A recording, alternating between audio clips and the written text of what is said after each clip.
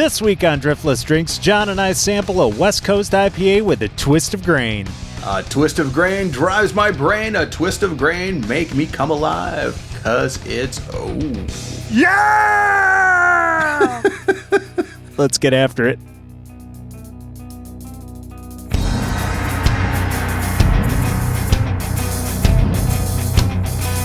Welcome to Driftless Drinks. My name is John. My name is Mark. And today we have a West Coast Rice IPA from Untitled Art in cooperation with the Los Angeles brewery Three Chiefs and their handcrafted ales. Cool. We like Untitled Art for a number of reasons. And not the least of which is they do some fun collaborations with other brews. But I think more importantly, they generally turn out some really unique and interesting beers, a lot of which I enjoy. So, and I mean, we'll talk about the can here in a little bit, but they always have some cool artwork on the can too. Oh, absolutely. So I think we waste no time. Let's crack these open. You want to dive right? Yeah. So this is their West Coast, and the twist is the Rice IPA. And I'm really curious to see what this does to a beer. Mm-hmm. You ready? Yeah, I think we're ready to open these. Okay. You're going to go to 3, 2, 1. Oh. Very, very clean opening on my end here. Oh, yeah. Ooh. I got hit with the aroma right away. All right. I did too. Going for the pour. It smacked me in the nos. That is a pretty, pretty color. Look at that. That's almost like just a straight up ale. And I have a lot of bubbles going on. Yeah. It's very effervescent. I had it was coming straight out. Mine's got a touch of haze to it. Yep. I can't see through mine. It has that nice, not quite dandelion color going on. Yeah. Beauty call there, bud. Oh, that is pretty. It's kind of, it visually, just the color-wise, it looks like a Budweiser. Whoa. I'm telling you. Hazy, if Budweiser was hazy, that's what I'm seeing. Just that yellow tone, you know what I mean? Yeah, it is. But it's maybe a bit deeper. I think dandelion's a great way to describe it. Okay. I'd double down on that. All right. Cool. Yeah, it does. It looks really amazing. Most of the head is dissipated off of mine already. Same here. But it was very effervescent going into the glass, which was pretty cool because you could see it and hear it. Mm-hmm. All I have is I've got this raft of this little tiny rim of bubbles, and then there's this little raft in the middle that is in the shape of Antarctica. Oh, that's nice. It's kind of cool. Mine looks more like Cuba. Ooh. There's a little island. Nice. Yeah, pretty neat. All right. Stick a nose in it. Absolutely. Don't get greedy. Your nose will get wet. And so will the stash. Oh, man. Citrus. Yeah?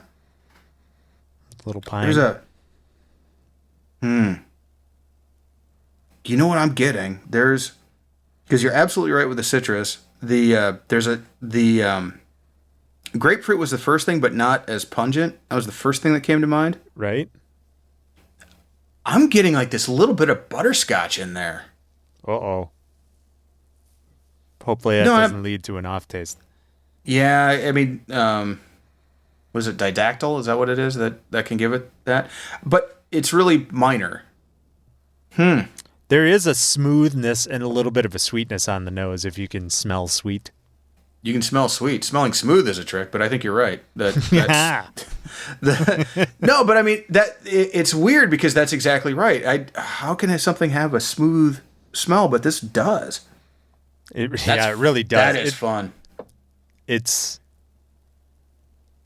I don't. To me, I'm getting like a like a fresh squeeze, kind of an orange juice kind of a vibe going off the nose. Where it's like a little sweet, a little tart, and really inviting. Mm-hmm. It gets you with a grapefruit smell, like a grapefruit juice smell. Mm-hmm. But it doesn't have the overtones of it being like extremely tart or maybe even bitter. It does. Right. It stays away from that. And that's why my interpretation of it is a little more orangey, where there's a sweetness to it somewhere in it as well. Yeah. So I think it's that cross between grapefruit and orange just sitting right there. And to me, that note that's coming through that binds the two is butterscotchy. So, okay. And I think that's where that smoothness comes. So I read butterscotch, you read smooth, and I think your reading is better than mine. And my head is like gone. No, it's right there. I can see you. Not in the beer glass, you can't. What the hell happened to John? Lost his head. It was a really intense episode. Middle name Ichabod. All right. You want to try this? Yeah. Do you want to take a picture for the grams? Oh, yeah. We got to take a picture for the gram. Picture? Yeah. So now that we're done with the gram, do you want to mention what you found while I was doing the picture taking such? It smells of pomelo. Pomelo. Which apparently is an ancient fruit that comes from Asia. And now they're starting to grow it here in the States. But it's like a grapefruit, but ginormous, like the size of a bowling ball. And apparently it tastes of grapefruit, but it is sweeter. So now that I know what a pomelo is, I want to eat one because it sounds kind of good. But I think it might also be in the direction of what we've got on the nose of this. I think you're right. Yeah, I think you're right. So, all of that being said, John, sir, should we give this a healthy pour down the old gullets here? Yep, going in for the drink. All right, let's do it.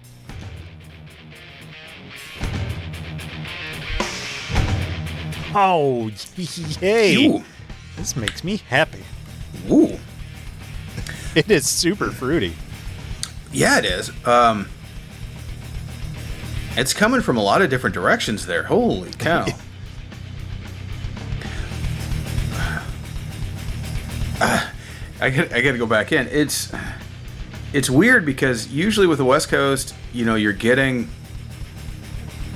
With the West Coast IPA, you often get that bitterness almost in your face. Like they tend to be bitter because they add it to the boil, the hops to the boil.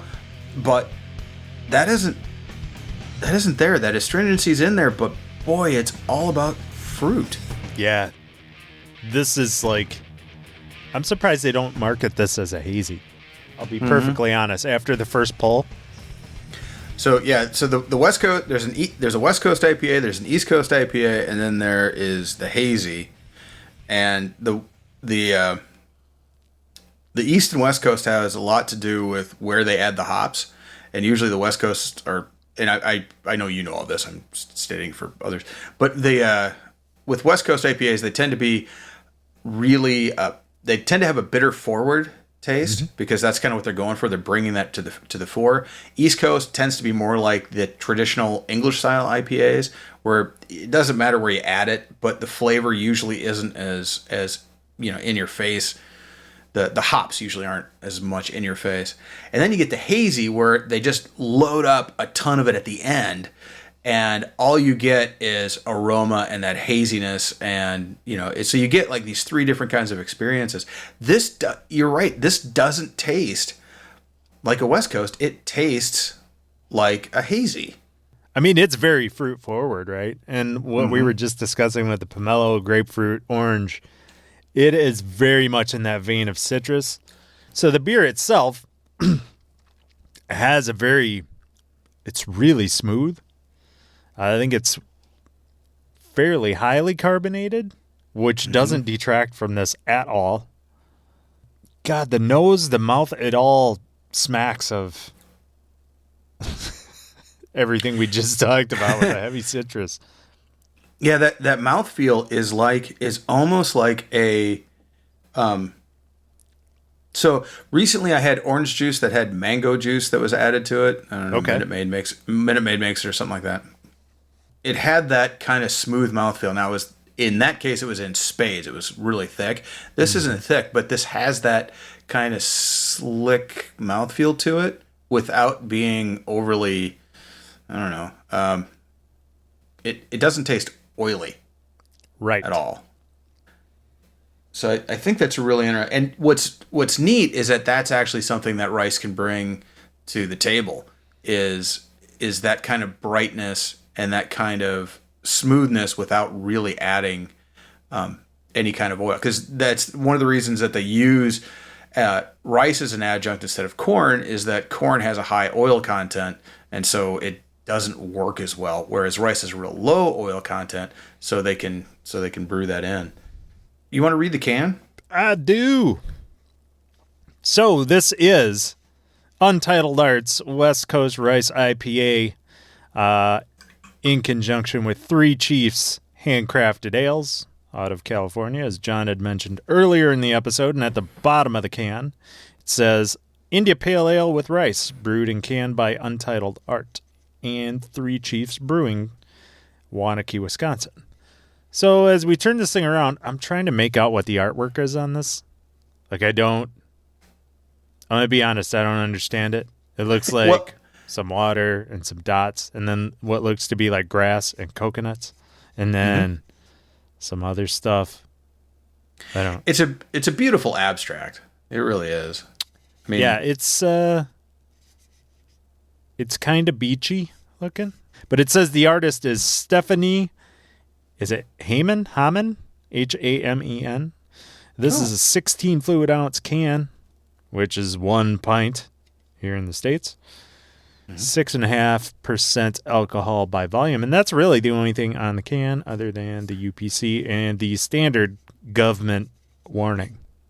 I did manage to find just a touch of info online. You know, Untitled Art, the downside of the brewery is that they do so many of these projects and they just crank them out. And because they do that, they don't put a lot of information online. And it really kind of bothers me because I'd love to know more about some of their collabs and how they came to be and what they're bringing to each side.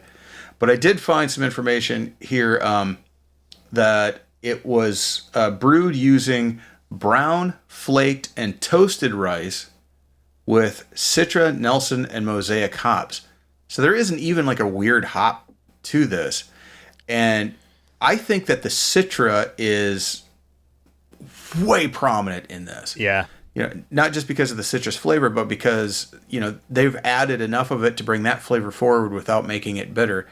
And, Mosaic can get some bitterness, that kind of lingers in there. And I don't know much about. Yeah, and I don't know anything about Nelson, but You mean maybe like Mike Nelson from Mystery Science Theater and Riff Tracks? Ooh, there you go. Yeah. I didn't know he was much into beer. That's cool. That's cool. So. Yes, it is pretty, and you are very correct. It is pretty tasty so far.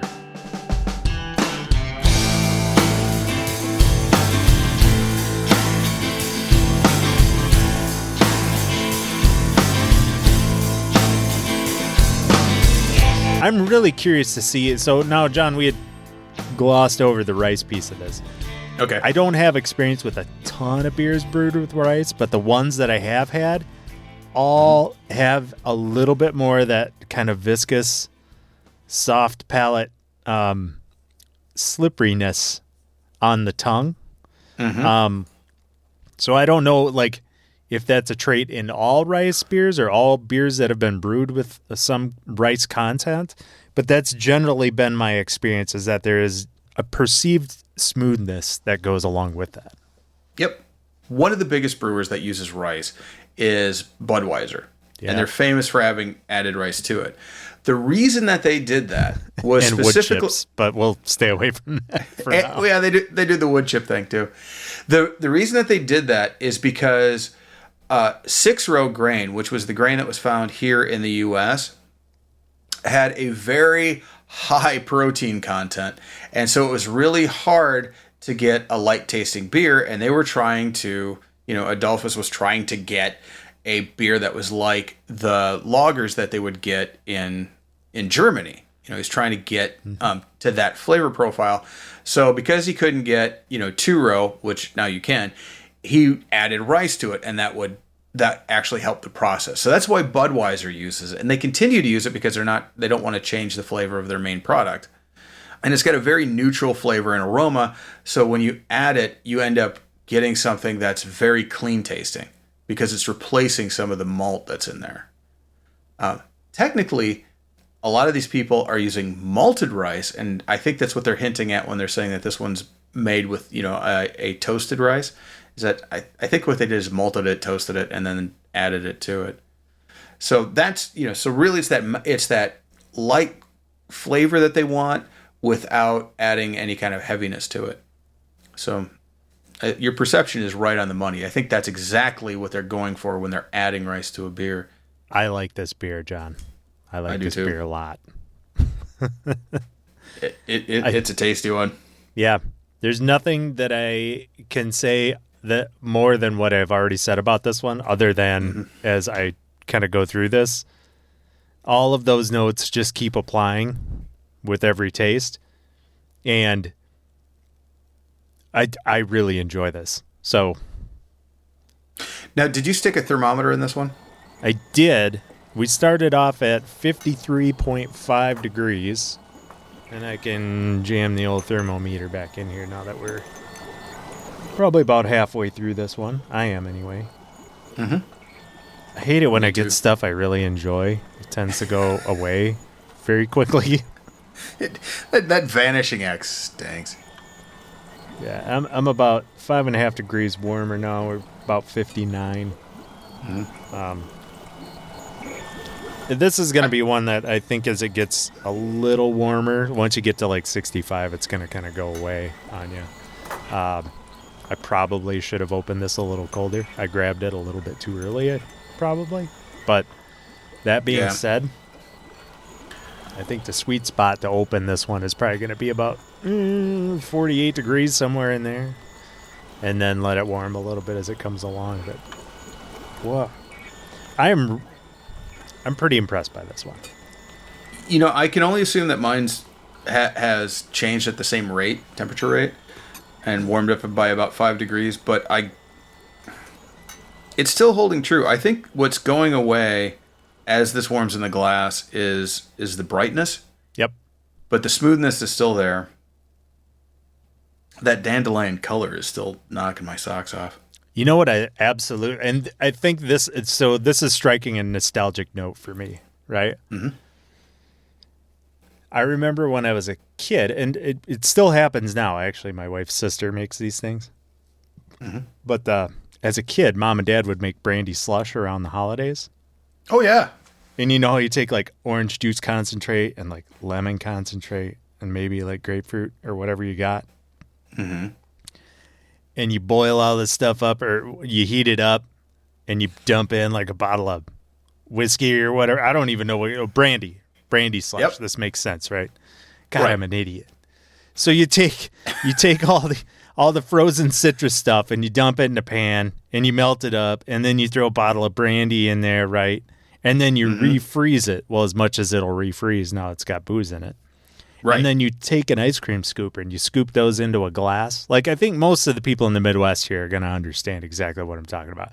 You take an ice cream scooper, you put 2 scoops in a highball, and then you fill the rest of it up with like 7-Up or Squirt, like a clear effervescent kind of soda type thing. You can even do it, I suppose, with just carbonated water. It wouldn't be quite as much fun.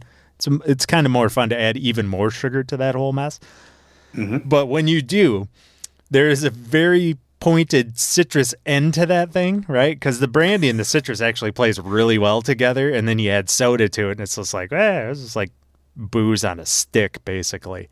Uh-huh. But there is a really pointed citrus note at the back of it, and I taste that in this, and it makes it super nostalgic. Like when you're done with your sip and it starts to go away, I get brandy slush at the very end of it, and it makes me super duper happy.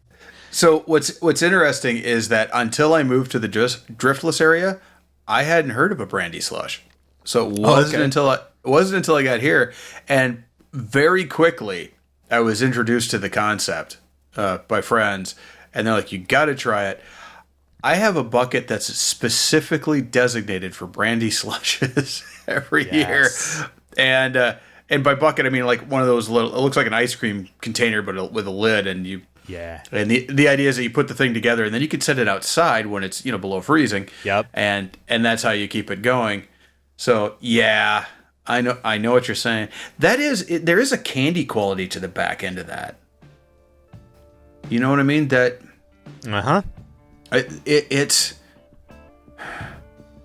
I don't know. Those of you listening, you're just gonna have to grab one of these for yourself. If you can find this West Coast Rice IPA, there's a few other Rice IPAs out there. I don't know how many are still in production. I found maybe about 6 of them and I had to scour to find more than 3. Yeah, I'm all aboard this train.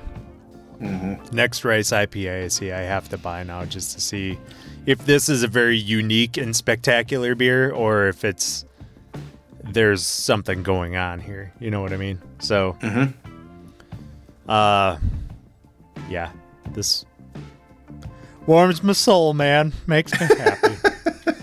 It's yeah, and it's weird that an IPA would warm our soul and make us nostalgic, and that's very strange, and I love it.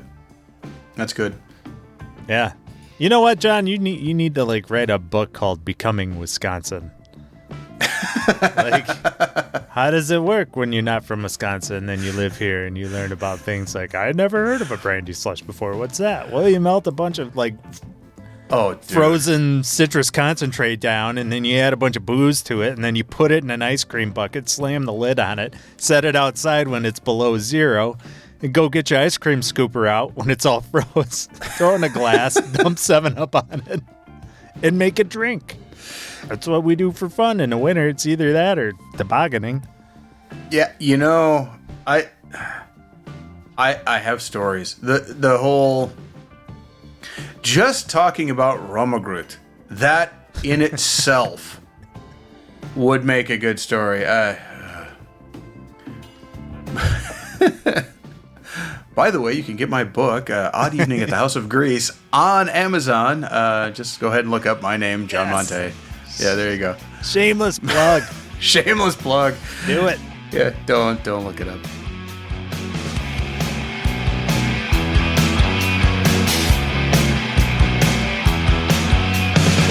All right, so that is Untitled Arts in conjunction with Three Chiefs Handcrafted Ales West Coast Rice IPA. I really enjoyed this beer, John. Do you have any closing notes or thoughts that you want to give to the good people of the DD? Well, all I'm saying is that if you can't find this, definitely look up any Rice IPA. This one, if I'm going to go on a scale of 1 to 10, this bad boy is going to drop at an 8, which for me is great. I'd love another, and I would have one at any time and be super happy about it. I really like this one. Yeah, me too. I'm going to one up you on this one. This is a really well done IPA. Rice being a core component of it, the way it sounds, has taken anything you do not like out of IPAs and made them wonderfully experienceable. Experienceable? That works. I like that. Yeah, new word, experienceable. Yeah, I would give this one a 9. I would definitely seek this one out. The next time it comes out, I'm absolutely going to find it, and I'm going to have it in my refrigerator. For me, personally, it's a nostalgia road trip. And I really appreciate that about this beer. There are certain beers that I have where it just hits that extra gear for me. This is one of them. Yeah, it's a good one. You were thinking of Danzig songs there, weren't you? A little bit. A little bit. There might have been a little Danzig in my glass. I keep on dancing with myself.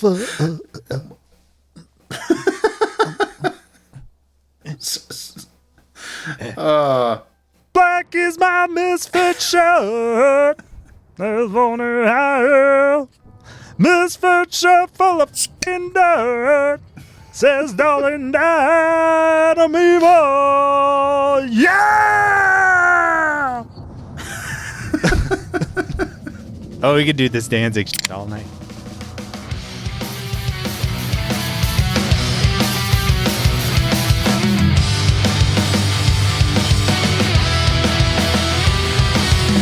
Driftless Drink studio recording courtesy of HPJ Studios in Tomah, Wisconsin. Be sure to subscribe and rate us wherever you get your podcasts, and like us on Facebook and Instagram, where we feature each episode's brews a week or so ahead of time. Visit us at driftlessdrinks.com, where you can comment on each episode and drink along with us on the Driftless Drinks YouTube channel.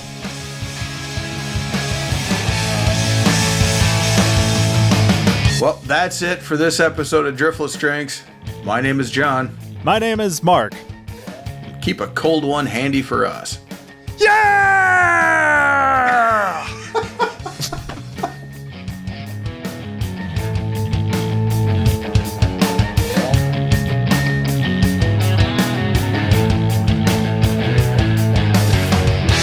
Mother!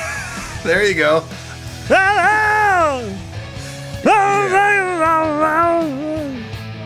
Where are we going to go from there? Oh, yeah. What? We're just going to talk about what we got, right? Yeah. Yep.